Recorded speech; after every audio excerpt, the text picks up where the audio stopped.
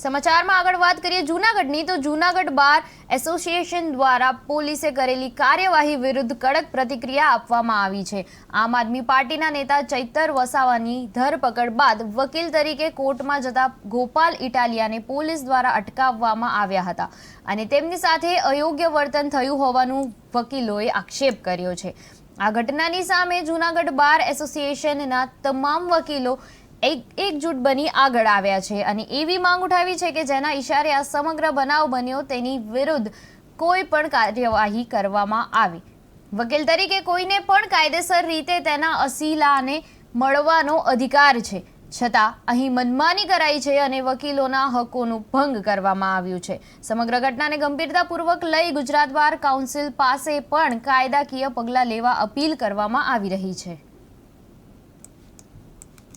Jaydev Joshi, president bar association Junagadh.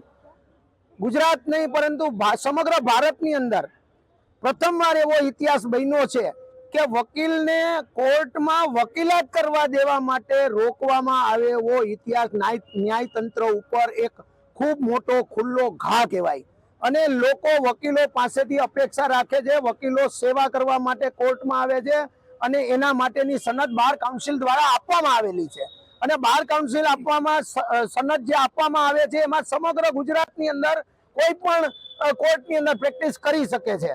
એના માટે ગઈકાલે એવો બનાવ બન્યો કે ચેતર વસાવાના કેસની અંદર અમારા એડવોકેટ શ્રી ગોપાલ ઇટાલિયા વકીલાત કરવા માટે જ્યારે જતા હતા અને એના અસીલને મળવાનું હતું ત્યારે પોલીસ દ્વારા એને કડક રીતે બહાર કાઢવામાં આવ્યા, અંદર પ્રવેશવા દેવામાં નહોતા આવતા।